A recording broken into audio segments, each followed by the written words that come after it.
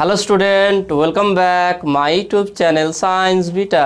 তো প্রিয় ছাত্রছাত্রীরা, আজকে আমি তোমার সামনে ধাতুবিদ্যার 5 নম্বর পাঠ নিয়ে হাজির হয়েছি। তো আজকের ভিডিওতে যেগুলো বোঝাবো সেগুলো হচ্ছে কি ধাতু নিষ্কাশন নীতি, মানে আমরা কি কি নীতি বা কী পদ্ধতি অবলম্বন করে ধাতুগুলো নিষ্কাশন করতে হবে। কারণ সমস্ত ধাতুর সমস্ত রকম একই পদ্ধতি প্রয়োগ করা যাবে না। এইটা অবশ্যই যে ধাতু নিষ্কাশন করতে গেলে অবশ্যই কার্বন বিজারণ দরকার, কিন্তু কোন ক্ষেত্রে কোন বিজারণ করব সেটা ডিপেন্ড করে তার সক্রিয়তার উপর। তো ধাতুর সক্রিয়তা কী, সক্রিয়তার সারি কী, এইগুলো আলোচনা করব। তারপর যে ধাতু নিষ্কাশনে কার্বন বিজারণ পদ্ধতিতে কোন কোন ধাতুগুলোকে বিজারণ যে নিষ্কাশন করায় সেটা আলোচনা করব। আর তড়িৎ বিশ্লেষণ দ্বারা কোন ধাতুগুলোকে আমরা বিজারণ নিষ্কাশন করব সেইটাও আলোচনা করব, এবং সোডিয়ামের নিষ্কাশনটাও আলোচনা করব। তো আজকের ভিডিওটা টোটাল হচ্ছে ধাতু নিষ্কাশনের উপর হবে। কি কোন কোন ধাতুর ক্ষেত্রে কোন কোন পদ্ধতি অবলম্বন করব এবং কেন, সেই প্রত্যেকটার কনসেপ্ট দেবো একদম। এটা এখন জাস্ট এটা এই প্রক্রিয়া বা এইটা কার্বন বিজারণ দ্বারা করলাম, এইটা তড়িৎ বিশ্লেষণ দ্বারা করলাম, এইভাবে নয় যে কেন আমরা এটা ইউজ করছি, কেন ওইটা ইউজ করছি, সক্রিয়তা ধাতু, সক্রিয়তা সারি কী, এই প্রত্যেকটা জিনিসটাকে পার্ট বাই পার্ট তোমাদের আলাদা করে ভালো করে বোঝাবো। ওকে, তো আজকে ভিডিওটি তোমরা মন দিয়ে প্রথম থেকে শেষ পর্যন্ত দেখবে। আর যদি নতুন থাকো অবশ্যই চ্যানেলটি সাবস্ক্রাইব করবে আর পাশে বেল আইকনে প্রেস করবে। তো প্রথম তোমরা হেডিং দাও, সেটা হচ্ছে কি ধাতু নিষ্কাশন নীতি। পুরো তোমাদের বই ফলো করে, বই যেইভাবে আছে সেইভাবেই আলোচনা করব। যদি তোমরা অন্যান্য বই আবার দেখে দাও, যদি আমি যেইগুলো পড়াচ্ছি তার বাইরে যদি কিছু বাদ পড়ে যায় সেটা তোমার কমেন্টে জানাবে, তাহলে সেটাও আমি আলোচনা করে দেবো। ওকে, তো তোমরা হেডিং দাও ধাতু নিষ্কাশন নীতি। তাহলে এর আগের ভিডিও 4 নম্বর ভিডিওতে আমরা আলোচনা করেছিলাম যে ধাতু নিষ্কাশন করতে গেলে অবশ্যই বিজারণ করতে হবে। বিশেষ করে থার্মিট পদ্ধতি, গোল্ডস্মিথের যে থার্মিট পদ্ধতি সেটাও তোমাদের দেখেছিলাম, কার্বন বিজারণ পদ্ধতি তোমাদের একটু বলেছিলাম। তাহলে এখান থেকে বুঝতে পারছি কি যে ধাতু নিষ্কাশন করতে গেলে যে কোনো যৌগ থেকে বা কোনো আকরিক থেকে, আমরা যে বিভিন্ন আকরিক বলেছিলাম যে আমরা সাধারণত আকরিক থেকে সেখান থেকে ধাতু নিষ্কাশন করি। তাহলে কোনো আকরিক থেকে বা কোনো যৌগ থেকে বা কোনো যৌগ লবণ থেকে বা কোনো অক্সাইড ধাতব অক্সাইড থেকে যদি আমি একটা ধাতুকে নিষ্কাশন করতে যাই তাহলে অবশ্যই সেটা বিজারণ করতে হবে। এবার কার ক্ষেত্রে কি বিজারণ পদ্ধতি অবলম্বন করব? দেখো, বিজারণ অনেক পদ্ধতি আছে। একটা হচ্ছে অক্সাইড বিজারণ, অক্সিজেনকে প্রতিস্থাপিত করে, আর একটা হচ্ছে কার্বন দ্বারা বিজারণ করে, বা আর একটা যে তড়িৎ বিশ্লেষণ দ্বারা করে আমরা সেখান থেকে ধাতু পেতে পারি। তাহলে কার ক্ষেত্রে কোন বিজারণ আমরা প্রয়োগ করব এটা ডিপেন্ড করবে হচ্ছে কি তার সক্রিয়তার উপরে। কোন ধাতুটা কত সক্রিয় তার উপর ডিপেন্ড করে আমার কী হবে সেটার বিজারণ পদ্ধতি অবলম্বন করব। তাহলে এখান থেকে বুঝতে পারলাম যে একটা ধাতু নিষ্কাশন করতে গেলে অবশ্যই বিজারণ পদ্ধতি অবলম্বন করতে হবে। তাহলে এখানে আমরা একটা পয়েন্ট লিখে দিতে পারি যে কোনো আকরিক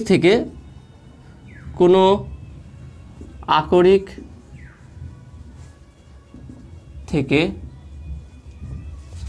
ধাতু নিষ্কাশন করার সময়, তো ধাতু নিষ্কাশন করতে হলে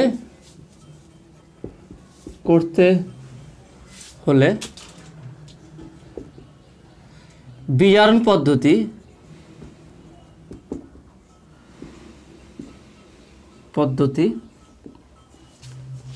ব্যবহার করতে হবে। তারপরে এখান থেকে আমাদের ক্লিয়ার হলো কি এর আগে এইটা কিন্তু এর আগের ভিডিওতে আমি ক্লিয়ার করে দিয়েছি যে ধাতু আমাকে বিভিন্ন আকরিক থেকে বা যৌগ থেকে বা ধাতব অক্সাইড থেকে যখনই কোনো ধাতুকে নিষ্কাশন করব অবশ্যই সেটা বিজারণ পদ্ধতি অবলম্বন করব। ওকে, এবং এই বিজারণ এবার ধরো অনেক আছে, কপার আছে, আয়রন আছে, ক্যালসিয়াম আছে, তাহলে এইগুলো যে বিভিন্ন রকম ধাতু আছে, তাহলে কার ক্ষেত্রে আমি অক্সাইড দ্বারা ধাতব অক্সাইড থেকে আমি ধাতু বের করব, আর কাকে কার্বন বিজারণ করব, তাহলে এইটা ডিপেন্ড করবে তার সক্রিয়তার উপরে। তাহলে কোনো ধাতুর সক্রিয়তা আমরা কিসের উপর নির্ভর করবে, আমি বলছি কি তাহলে কোনো ধাতু যে আমি নিষ্কাশন করব সেটা কোন পদ্ধতি ইউজ করে আমি নিষ্কাশন করবো সেটা ডিপেন্ড করবে তার সক্রিয়তার উপরে। এবার কার সক্রিয়তা বেশি কার সক্রিয়তা কম সেটা কিসের উপর ডিপেন্ড করবে, সেটা ডিপেন্ড করবে সেই ধাতুর জল, অক্সিজেন এবং অ্যাসিডের সঙ্গে বিক্রিয়ার কে কতটা বেশি বিক্রিয়া করতে পারে তার উপর ডিপেন্ড করে তার সক্রিয়তা নির্ভর করা হবে। ওকে, তো তোমরা এর উপরে একটা সংজ্ঞাও আছে, সক্রিয়তার সারি আছে একটা, সেই সারিটা আমরা আলোচনা করব এবং তার সংজ্ঞাটা সংজ্ঞা জিনিসটা কি সেটাও একটু আলোচনা করে নেব। তো তোমরা নেক্সট হেডিং দাও যে ধাতুর সক্রিয়তা।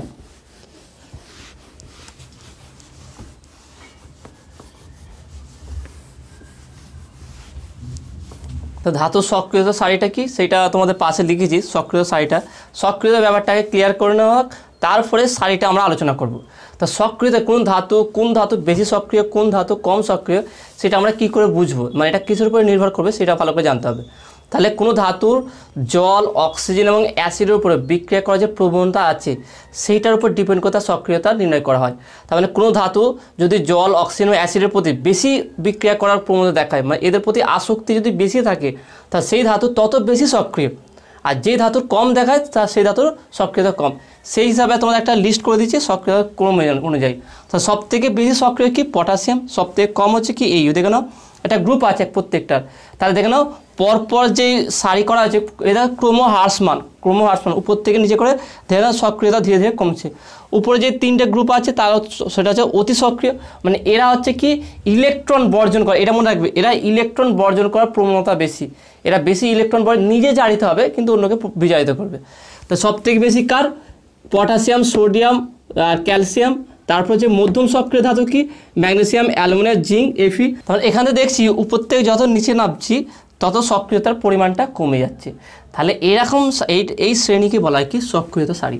তা সক্রিয়তা সারি কি, মানে এমন একটা সারি থাকবে সেখানটা হচ্ছে কি যে ক্রমহ্রাসমান, ওকে, উপর থেকে নিচের দিকে ক্রমহ্রাসমান সক্রিয়তার ক্রম অনুযায়ী যে সাজিয়ে দিয়ে যেই সারণীটা পাবো সেটা হচ্ছে কি সক্রিয়তা সারণী।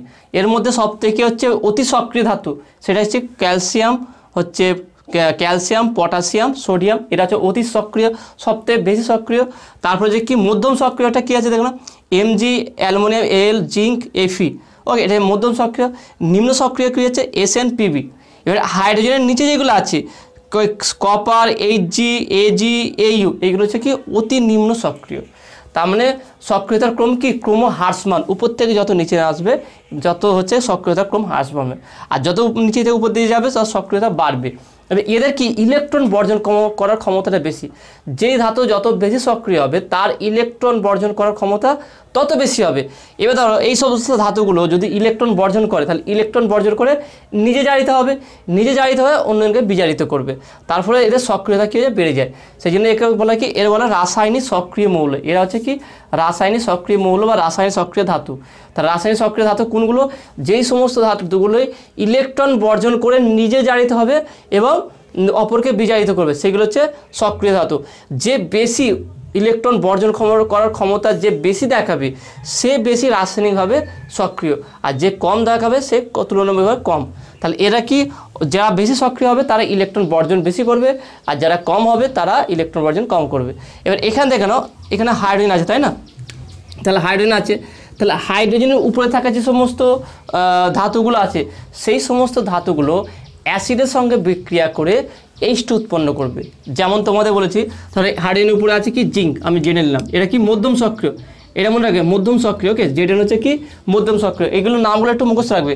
এইটা হচ্ছে ক্যালসিয়াম, পটাশিয়াম, সোডিয়াম, এগুলো অতি সক্রিয়। এমজি থেকে এফি পর্যন্ত এগুলো মধ্যম সক্রিয়। এসএনপিবি হচ্ছে নিম্ন সক্রিয়, আর হাড়ের নিচে যেগুলো আছে এগুলো অতি নিম্ন সক্রিয়। এটা একটু মুখস্থ রাখলে এইভাবে গ্রুপ করে মনে রাখবে, এই তিনটে, এখানে চারটে, এখানে দুটো, এখানে চারটে, ওকে, এইভাবে মনে রাখলে তোমার তাড়াতাড়ি মুখস্থ রাখতে হবে। এবার শুধু লিস্ট হিসাবে যদি মুখস্থ করো তাহলে অত ভালোভাবে মুখস্থ হবে না। তুমি যদি প্রত্যেকটা গ্রুপ করে নাও যে এই তিনটা আলাদা কী হবে, এই চারটা কী, আর এই দুটো কী, আর এই চারটে কী, এইভাবে মুখস্থ রাখলে দেখে খুব দ্রুত এগুলো মুখস্থ হয়ে যাবে।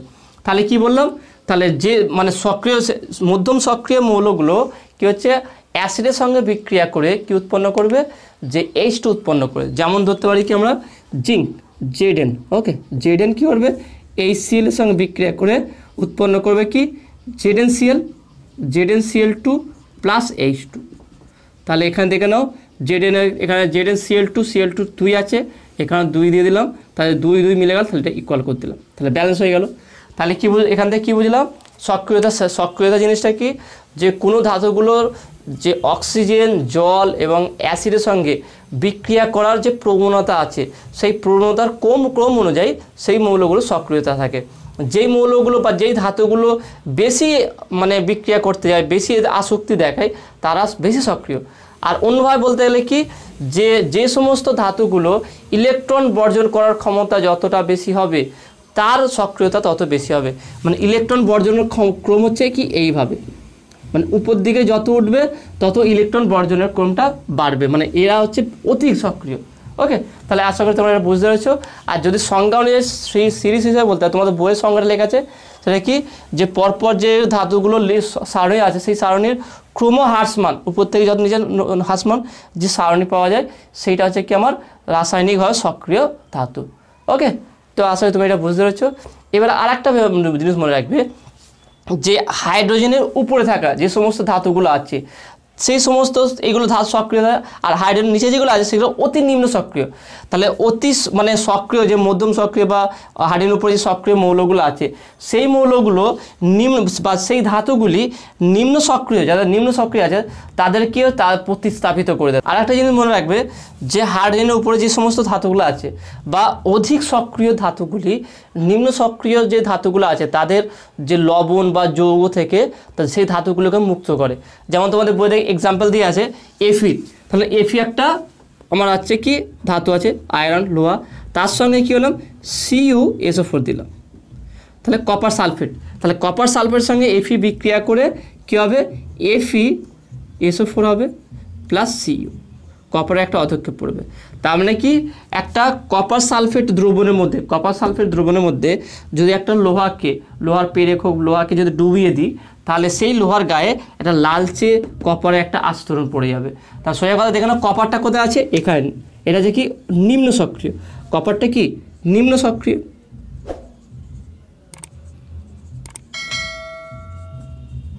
আর এটা কি হচ্ছে মধ্যম সক্রিয়।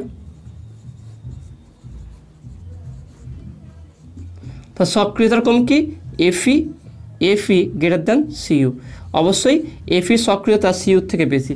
তার মানে এখান থেকে বুঝতে পারলাম যে এখান থেকে আরেকটা জিনিস ক্লিয়ার করলেও সেটা কি, যে H এর থেকে উপরে যে সমস্ত ধাতুগুলো অবস্থিত আছে সেই সমস্ত ধাতু বা যারা এর থেকে নিম্ন সক্রিয় থেকে বেশি সক্রিয় সেই সমস্ত ধাতুগুলোকে হচ্ছে নিম্ন সক্রিয় ধাতুগুলোর যৌগ থেকে ওই ধাতুকে প্রতিস্থাপিত করে দেয়, ওই ধাতুকে মুক্ত করে দেয়। তাহলে দেখো নিম্ন সক্রিয় ধাতু কী আছে কপার, তাহলে কপার সালফেট দ্রবণ আছে, তাহলে কপার সালফেট দ্রবণের সঙ্গে এর থেকে উচ্চ বা মধ্যম সক্রিয় বলে এর থেকে উচ্চ সক্রিয় যেটা আছে অধিক সক্রিয় ধাতু Fe যদি আমরা এর সঙ্গে বিক্রিয়া ঘটাই তাহলে কী হচ্ছে Cu বা কপারকে মুক্ত করে দেয়। এইভাবেও কিন্তু আমরা ধাতু নিষ্কাশন করতে পারি। তাহলে কী হলো দেখে নাও, তাহলে যদি প্র্যাকটিক্যালি ব্যাপারটা ভাবি তাহলে কপার সালফেট দ্রবণের মধ্যে যদি একটা লোহার পেরেককে ডুবিয়ে দেওয়া হয় বা লোহার কোনো যে প্রবেশ করে দেওয়া হয় সেই লোহার গায়ে একটা লালচে কপারের আস্তরণ পড়ে যাবে। এটাই হচ্ছে কি যে ধাতুগুলো মুক্ত করা নিম্ন সক্রিয় ধাতুগুলোকে। তা যে সমস্ত ধাতুগুলো নিম্ন সক্রিয় আছে সেই সমস্ত ধাতুকে এই পদ্ধতি দ্বারা নিষ্কাশন করা যেতে পারে। ওকে, তো আসলে তুমি এটা বুঝতে পেরেছো। নেক্সট তোমরা হেডিং দাও মধ্যম সক্রিয় ধাতু নিষ্কাশন। তাহলে এটাতে বুঝতে পারলো কি নিম্ন সক্রিয় ধাতুগুলো আমরা কীভাবে নিষ্কাশন করলাম, এবারে কি মধ্যম সক্রিয়। তো মধ্যম সক্রিয় যেগুলো ধাতু আছে সেগুলো আমরা কীভাবে নিষ্কাশন করব দেখে নাও। এটা খুব সহজ, প্রত্যেকটাকে আমরা ধাতু নিষ্কাশনের ব্যাপারটা তিনটে পদ্ধতি ভেবে নেবে, নিম্ন সক্রিয়, মধ্যম সক্রিয় আর অধিক সক্রিয়। এইগুলো কোনটা প্রত্যেকটার ক্ষেত্রে আলাদা আলাদা পদ্ধতি আছে, বিজারণ পদ্ধতি, সেখান থেকে ধাতু নিষ্কাশন করব। তাহলে আমরা নিম্ন সক্রিয়টা বললাম, এবার কি মধ্যম সক্রিয়।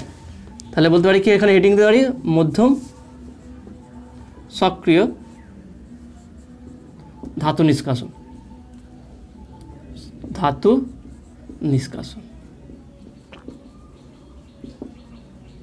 ওকে, তাহলে মধ্যম সক্রিয় ধাতুগুলো কী হচ্ছে দেখে নাও, এদের সক্রিয়তা বুঝতে পারছি যে খুব একটা বেশি নয়, মোটামুটি একটু কমই থাকে। তাহলে এদের ধাতুর যে সক্রিয়তা কম থাকার জন্য এদের মুক্ত অবস্থায় পাওয়া যায় না। এটা পয়েন্ট আকারে লিখে নাও যে মধ্যম সক্রিয় ধাতুগুলির এই সমস্ত বা এই সমস্ত ধাতুগুলির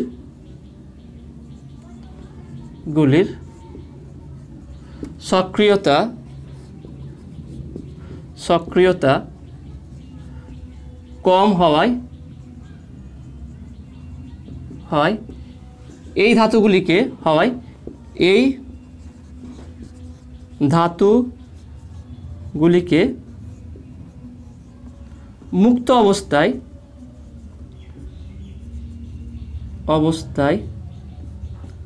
প্রায় পাওয়া যায়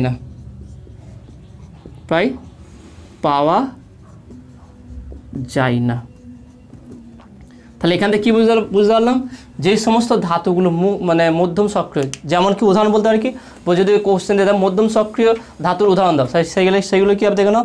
তাহলে মধ্যম সক্রিয় Mg, aluminium, magnesium, aluminium, zinc, এফি, এই 4টে যে আছে এটা ভালো করে মনে রাখবে।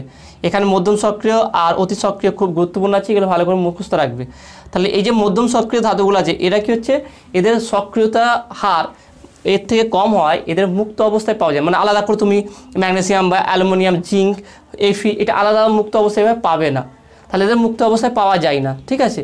কিন্তু এদের অক্সাইডগুলো কম স্থায়ী, এদের যে অক্সাইড হবে সেই অক্সাইডগুলো কম স্থায়ী। তাহলে এখানে মনে রাখবে কি, যে এখানে আরেকটা পয়েন্ট আমি লিখে দিতে পারি, এখানে মুছে দিচ্ছি এটা, যে মধ্যম সক্রিয় ধাতুগুলির এই পয়েন্টগুলো যদি লিখে রাখো তাহলে তুমি এখান থেকে বুঝতে পেরে যাবে। এখান থেকে অনেক কটা কোশ্চেন তুমি অ্যান্সার দিতে পারবে, যে কোনটা বেশি স্থায়ী, কোনটা কম স্থায়ী, কার অক্সাইড স্থায়ী, এইগুলো কোশ্চেনটা তুমি এখানে সব পেয়ে যাবে। সেই জন্য আমি যেগুলো লেখাচ্ছি সেগুলো ভালো করে তোমার পয়েন্ট আকার লিখে রাখবে, তবে এখান থেকে বিভিন্ন যতই কোশ্চেন আসুক তুমি এখান থেকে করতে পারবে। তাহলে এখানে আমার আরেকটা পয়েন্ট বলতে পারি কি, মধ্যম সক্রিয় ধাতুগুলির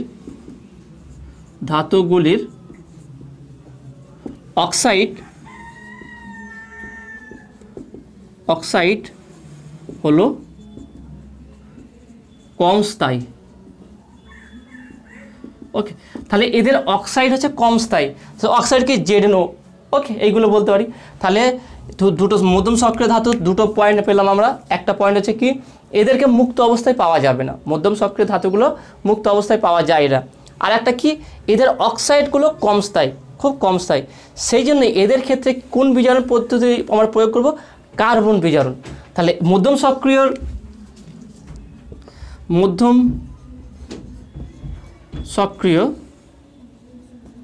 সক্রিয় ধাতুর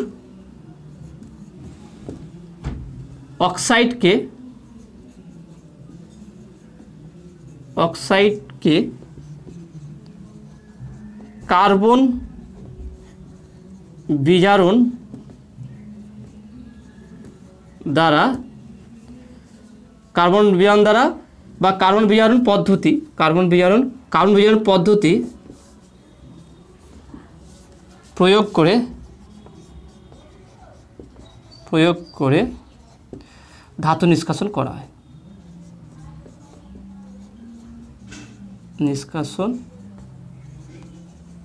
হয়। তাহলে এই পয়েন্টকে আমরা ক্লিয়ার করে নাও, এই 3টে পয়েন্ট। তাহলে আমরা আগে প্রথমে এই 3টে যে পয়েন্ট বললাম সেটা ভালো করে বুঝে নিই, তারপরে সমীকরণ তো তোমাদের বলিয়ে দেবো। সমীকরণ শুধু মুখস্থ করলে হবে না, আগে ব্যাপারটা ক্লিয়ার করতে হবে, তারপর সমীকরণ তুমি ইজিলি করতে হবে। অনেকজন দেখবে যে রাসায়নিক বিক্রিয়ায় যে সমীকরণগুলো হয় সেগুলো অনেকজন মুখস্থ করতে পারে না, কারণ শুধু তার সমীকরণ মুখস্থ করতে সেই জন্য ভুলে যায়। কিন্তু তুমি যদি একটার সঙ্গে আরেকটা রিলেট করতে পারো, সবসময় যে কোনো জিনিস, শুধু এইটা বলে না, যে কোনো জিনিস পড়বে একটার সঙ্গে আরেকটা লিঙ্ক খুঁজবে, সম্পর্ক যদি একবার স্থাপন করতে পারো, এটার সঙ্গে ওর লিঙ্ক আছে, এটার সঙ্গে লিঙ্ক আছে, তাহলে একটা দ্বারা আর একটাকে মনে রাখা সহজ হবে। তাহলে এখানে আর কি মেন কনসেপ্টটা বুঝো, যে মধ্যম সক্রিয় ধাতুগুলো নিষ্কাশন করবো কীভাবে সেটা বুঝবো, তারপর একটা এক্সাম্পল দিয়ে দিতে পারি আমরা। তাহলে এখান থেকে কি 3টে জিনিস আমাদের কাছে ক্লিয়ার হয়ে গেল। এখান থেকে প্রায় এটা ক্লিয়ার। সেটা কি, প্রথম হচ্ছে কি, যে মধ্যম সক্রিয় ধাতুগুলোর সক্রিয়তা ক্রম হচ্ছে নিচে একটু কম আছে, তাই এদের মুক্ত অবস্থায় পাওয়া যায় না। দ্বিতীয় নম্বর পয়েন্টটা কি বললাম, এদের যে অক্সাইডগুলো আছে, তাহলে প্রথম নেগেটিভ পয়েন্ট কি পেলাম আমরা, মানে ধাতুকে মুক্ত অবস্থায় পাবো না, তাহলে এটা নেগেটিভ পয়েন্ট। পজিটিভ পয়েন্ট কি পেলাম এটার, যে এদের অক্সাইডগুলো কি আছে, এদের কম স্থায়ী, তাহলে খুব দ্রুত আমি অক্সাইডকে বিজারণ দ্বারা আমি মানে ধাতু বের করতে পারি। 3 নম্বর কি, তাহলে এবারে যে অক্সাইড যে কম স্থায়ী, তাহলে এই অক্সাইডকে আমাকে এমন বিজারণ ইউজ করতে হবে যার দ্বারা আমি খুব সহজে ধাতুকে নিষ্কাশন করতে পারি। সেটা কি, তাহলে এক্ষেত্রে আমরা তাহলে কি বিজারণ পদ্ধতি ইউজ করব, কার্বন বিজারণ।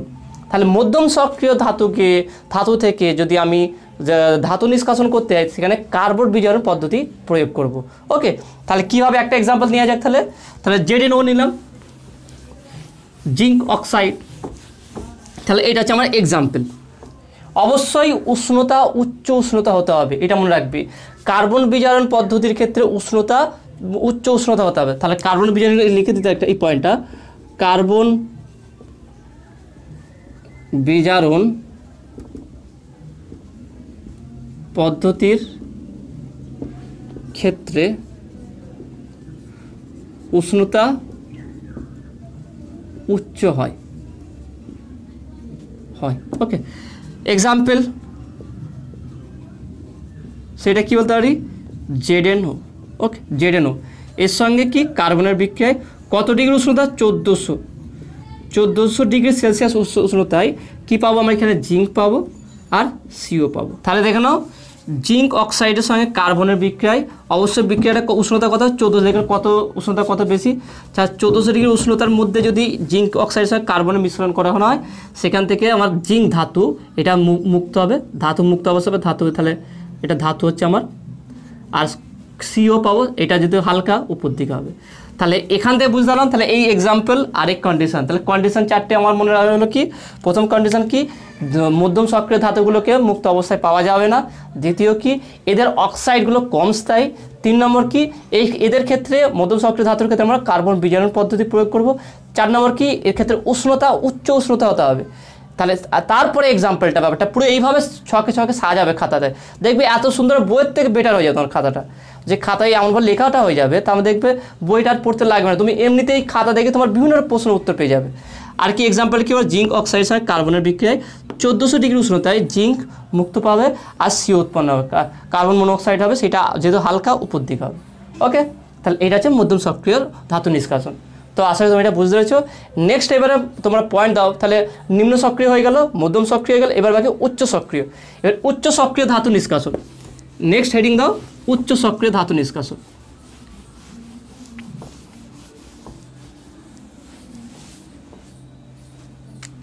তাহলে উচ্চ সক্রিয় ধাতু নিষ্কাশন।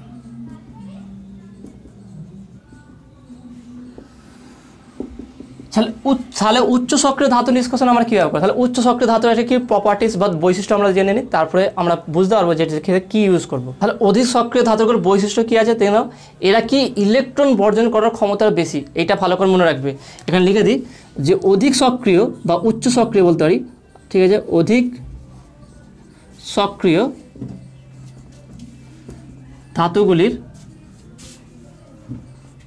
ধাতুগুলির ইলেকট্রন বর্জন করার হার বেশি বা বর্জন করার প্রবণতা বেশি। ওকে, তাহলে এখান থেকে একটা জিনিস বুঝতে পারলাম কি, যে সমস্ত ধাতুগুলো উচ্চ সক্রিয় তাদের ইলেকট্রন বর্জন করার ক্ষমতা বা প্রবণতা বেশি, তার ফলে এরা অক্সিজেনের প্রতি আসক্তিটা বেশি। তারপরে কী হচ্ছে, কী বলতে পারি কি, এদের অক্সিজেনের প্রতি আসক্তি বেশি। তাহলে ভাবো যদি এই সমস্ত ধাতুগুলি অক্সিজেনের প্রতি আসক্তি বেশি হয়, তার মানে এদের অক্সাইডটা কী হবে, অধিক স্থায়ী হবে। তাহলে বলতে পারে কি, এদের অক্সাইড অধিক স্থায়ী। ওকে, তাহলে এদের অক্সাইডগুলো অধিক স্থায়ী। তাহলে এদের অক্সাইডগুলো যদি অধিক স্থায়ী হয় তাহলে আমরা একে মানে কার্বন বিজারণ দ্বারা আমরা মানে এখান থেকে ধাতু নিষ্কাশন করতে পারবো না, কারণ যাদের অক্সাইডগুলো কম স্থায়ী সেখানে কার্বন বিজারণ ইউজ করতে পারি। যেহেতু এদের অক্সাইডগুলো অধিক স্থায়ী সেই জন্য এখানে কার্বন বিজারণ পদ্ধতি ব্যবহার করা যাবে না। তাহলে এখানে আমরা কি করব, এখানে তাহলে এই সমস্ত ধাতুগুলোকে নিষ্কাশন করতে গেলে তড়িৎ বিশ্লেষ্য পদ্ধতি প্রয়োগ করব। তাহলে এখানে কি তড়িৎ বিশ্লেষ্য, তাহলে এখানে লিখে দিই, এখানে তাহলে উচ্চ সক্রিয় ধাতু নিষ্কাশন করার জন্য তড়িৎ বিশ্লেষ্য পদ্ধতি প্রয়োগ করতে হবে।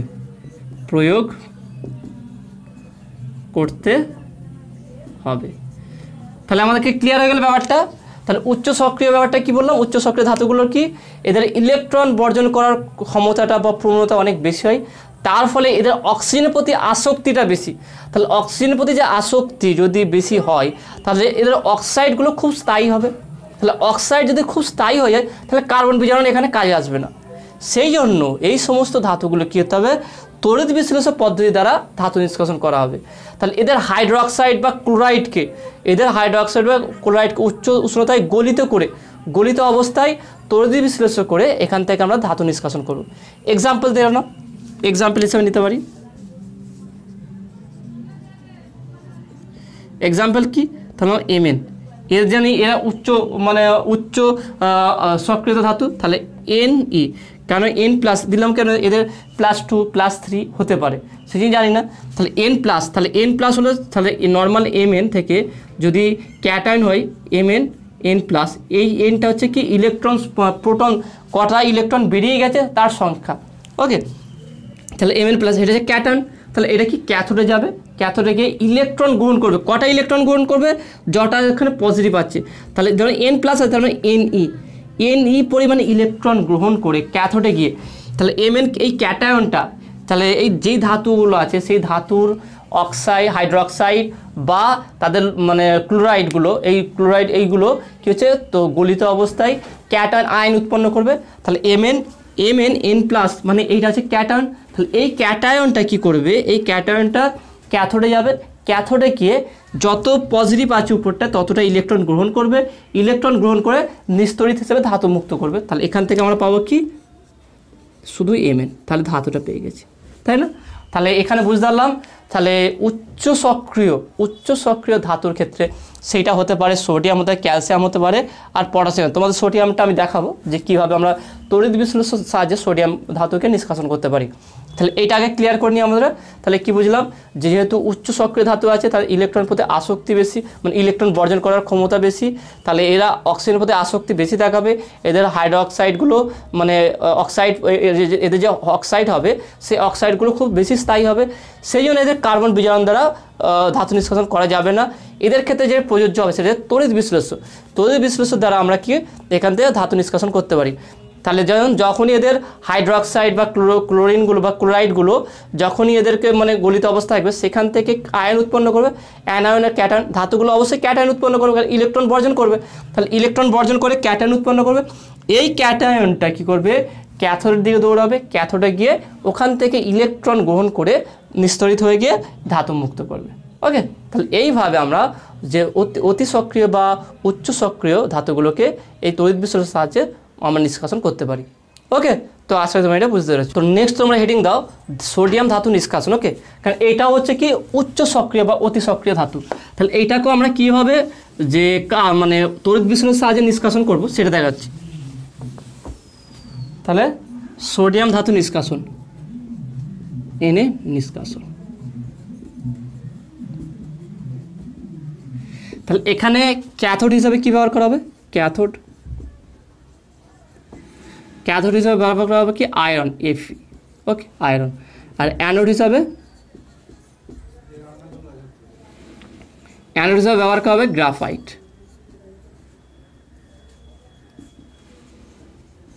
তাহলে ব্যাপারটা দেখিয়ে দিই। ধরলাম এখানে আছে কি আমার এতটুকু আমার তড়িৎ বিশ্লেষ্য দ্রবণ আছে NaCl। এখানে যে দ্রবণ নেওয়া হবে NaCl নেওয়া হবে, NaCl। ওকে, NaCl। সোডিয়াম ক্লোরাইড, তাহলে তো সোডিয়াম ক্লোরাইড হচ্ছে তড়িৎ বিশ্লেষ্য দ্রবণ হিসেবে ব্যবহার করব। আর এটা হচ্ছে Fe হবে, আর এখানে আছে কি আমার গ্রাফাইট হবে, গ্রাফাইট। ওকে, তাহলে গ্রাফাইট হচ্ছে আমার অ্যানোড, এটা হচ্ছে ক্যাথোড। তাহলে এর মধ্য দিয়ে যদি আমি তড়িৎ চালনা করি তাহলে কী হবে, এখানে সোডিয়াম ক্লোরাইড ভেঙে গিয়ে Na+ উৎপন্ন হবে, Na+ আর Cl- উৎপন্ন হবে। তাহলে Na+ Cl-, তাহলে যেহেতু ক্যাথোড হচ্ছে কি নেগেটিভ প্লেট, তাহলে সোডিয়ামটা ক্যাথোডে যাবে। তাহলে ক্যাথোড বিক্রিয়াটা কী হবে দেখো না, তাহলে ক্যাথোডে কী হবে, ক্যাথোডে কি সোডিয়াম আসবে, Na+, দেখে নাও সোডিয়াম NaCl, ব্যাপারটা ভালো করে বুঝে নাও। NaCl যে তড়িৎ বিশ্লেষ্য আছে এটা ভেঙে গিয়ে কী হবে, Na+ হবে আর Cl- হবে। এইভাবে যখনই এর মধ্যে তড়িৎ চালনা করা হবে সঙ্গে সঙ্গে সোডিয়াম ক্লোরাইড ভেঙে গিয়ে Na+, Cl- হবে। এই Na+ হচ্ছে এটা হচ্ছে ক্যাটায়ন, এটা হচ্ছে অ্যানায়ন। তাহলে এটা ক্যাটায়নটা কী হয়, ক্যাথোডের দিকে যাবে, ক্যাথোডের সঙ্গে ক্যাথোড বিক্রিয়া ঘটবে। সেটা কি বিক্রিয়াটা ঘটবে দেখে নাও। তাহলে Na+ সোডিয়াম প্লাস কি আয়নটা কী হবে, ক্যাথোড প্লেট থেকে একটা ইলেকট্রন গ্রহণ করবে, একটা ইলেকট্রন গ্রহণ করে কি সোডিয়াম হয়ে যাবে। তাহলে যেহেতু ইলেকট্রন গ্রহণ করছে তাহলে এটা জারণ হয়েছে না বিজারণ হয়েছে, এটা অবশ্যই বিজারণ হয়েছে। তাহলে ক্যাথোডে সবসময় বিজারণ হয়, এটা মনে রাখবে। তাহলে ক্যাথোডে কী হচ্ছে, বিজারণ, তাহলে এটা হচ্ছে বিজারণ হয়েছে, বিজারণ। আর অ্যানোডে কী হবে, অ্যানোডে ক্লোরিন যাবে, তাহলে অ্যানোড বিক্রিয়া। অ্যানোডে কী হবে, Cl- যাবে, তাহলে এখান থেকে একটা ইলেকট্রন বর্জন করবে, ইলেকট্রন বর্জন করলে কী হবে, Cl হবে আর প্লাস E। তাহলে দেখে নাও এখানে কি যে ক্লোরিন ইলেকট্রন বর্জন করেছে, তাহলে এখানে কি জারণ ঘটেছে। তাহলে এইভাবে তড়িৎ বিশ্লেষণের সাহায্যে আমরা ধাতু নিষ্কাশন করতে, উচ্চ সক্রিয় বা অতি সক্রিয় ধাতুগুলো যে নিষ্কাশন করতে গেলে যেই পদ্ধতি আমরা ব্যবহার করব সেটা সর্বদা মনে রাখবে যে আমরা যে তড়িৎ বিশ্লেষণ পদ্ধতি ব্যবহার করব। তাহলে এখান থেকে টোটাল ব্যাপারটা সামারাইজ করে নেওয়া ব্যাপারগুলো। তার ধাতু নিষ্কাশন পদ্ধতি যেটা কিসের উপর ডিপেন্ড করবে, তার সক্রিয়তার উপরে। সক্রিয়তা কি, সক্রিয়তা হচ্ছে কি জল অক্সিজেন তাদের অ্যাসিডগুলোর সঙ্গে কার বিক্রিয়া করার প্রবণতা কত বেশি বা কে দ্রুত ইলেকট্রন বর্জন করতে পারে এর উপর ডিপেন্ড করে তার সক্রিয়তা দেখা যায়। যে যত দ্রুত ইলেকট্রন বর্জন করতে পারবে তার সক্রিয়তা তত বেশি হবে। এবং তাদের সারণী তোমার দেখিয়ে দিচ্ছি, এই হিসাবে এই সারো হিসাবে তোমার সক্রিয়তা ডিপেন্ড করবে। তাহলে সবচেয়ে অধিক সক্রিয় হচ্ছে কি ক্যালসিয়াম, পটাশিয়াম, সোডিয়াম। কম সক্রিয় ছিল কি কপার ছিল, Au ছিল, Ag ছিল। তাহলে এইগুলো হচ্ছে কম সক্রিয়। মধ্যম সক্রিয় কী ছিল Mg, অ্যালুমিনিয়াম, জিঙ্ক, Fe। তাহলে এখান থেকে বুঝতে পারলাম এগুলোর সক্রিয়তা। তাহলে যে সমস্ত ধাতুগুলো H-এর উপরে আছে সেইগুলো হচ্ছে কি যে অ্যাসিডের সঙ্গে বিক্রিয়া করে তার কী করবে H2 উৎপন্ন করবে। আর কি যেগুলো নিম্ন সক্রিয় ধাতু, তাহলে এখান থেকে তিনটে পার্ট করে নিম্ন সক্রিয়। নিম্ন সক্রিয় যে সমস্ত ধাতুগুলো আছে যেমন সে কপার আছে বললাম যেটা, তাহলে নিম্ন সক্রিয় ধাতুগুলোর যে অক্সাইড লবণগুলো বা যৌগগুলো অধিক সক্রিয়, তার থেকে যে অধিক সক্রিয় ধাতুগুলো আছে তার দ্বারা প্রতিস্থাপিত হয়ে ধাতু মুক্ত হয়ে যাবে। যেমন একটা এক্সাম্পল তোমাদের বলেছিলাম Fe ছিল Cu থেকে বেশি সক্রিয়, তাহলে Feর সঙ্গে যদি CuSO4 এর বিক্রিয়া করানো হয় তাহলে Cu আলাদা করে মুক্ত হয়ে যাবে। তাহলে এখানে নিম্ন সক্রিয় যে অতি সক্রিয় যেগুলো ধাতুগুলো আছে সেগুলো মুক্ত হয়ে যাবে। তাহলে এই পদ্ধতি ইউজ করতে পারি। যেগুলো মধ্যম সক্রিয় আছে সেইগুলো কি তাদের মধ্যম সক্রিয়তা এদের মুক্ত অবস্থায় পাওয়া যাবে না। এরা কি এদের অক্সাইডগুলো কম স্থায়ী, যার অক্সাইড কম স্থায়ী সেইগুলোকে আমরা কার্বন বিজারণ করব। তাহলে কার্বন উচ্চ উষ্ণতায় প্রায় 1400 ডিগ্রি সেলসিয়াস হবে, উচ্চ উষ্ণতায় কার্বন দ্বারা বিজারণ করে ধাতুগুলো নিষ্কাশন করা হয়। যেগুলো উচ্চ সক্রিয় আছে সেইগুলো যেহেতু উচ্চ সক্রিয় তাহলে এদের অক্সাইডগুলো অধিক সক্রিয় হবে, তাহলে সেই যে অধিক স্থায়ী হবে। তাহলে এদের হাইড্রোক্সাইড বা ক্লোরাইডগুলো মানে এদেরকে গলিত অবস্থায় এখানে তড়িৎ বিশ্লেষণ যদি করা হয় তাহলে সেখানে ধাতু নিষ্কাশন করা হবে। তাহলে উচ্চ সক্রিয়র ক্ষেত্রে কী হচ্ছে তড়িৎ বিশ্লেষণ পদ্ধতি প্রয়োগ করব। একটা এক্সাম্পল সোডিয়াম হিসাবে তোমার দেখালাম। ওকে, তো আজকে যেই টোটাল যে ব্যাপারটা বোঝালাম সেটা তোমরা বুঝতে পেরেছো কি না সেটা অবশ্যই কমেন্টে জানাবে। যদি কোনো ডাউট থাকে, কোনো প্রবলেম থাকে, কোনো জায়গায় বুঝতে অসুবিধা হয় পুরো সেটাও কমেন্টে বলবে। আর অবশ্যই তোমরা ভিডিওটি প্রথম থেকে শেষ পর্যন্ত দেখবে, কেন হয়তো কোনো জায়গা প্রথমে হয়তো তোমার ক্লিয়ার হচ্ছে না, কিন্তু সেই ব্যাপারটা আবার দেখো মাঝখানের দিকে বা শেষের দিকে আবার বলে দিচ্ছি। মানে যদি ভিডিওটি তোমরা পুরো টোটালটা দেখে থাকো দেখবে টোটাল কনসেপ্ট তোমার ক্লিয়ার হয়ে যাবে। ওকে, আর তোমরা যদি নতুন থাকো অবশ্যই চ্যানেলে সাবস্ক্রাইব করবে আর পাশে বেল আইকনটা প্রেস করবে আর বন্ধুদের সঙ্গে খুব বেশি বেশি করে শেয়ার করবে। তো দেখা হবে নেক্সট ভিডিওয়। Have a nice day.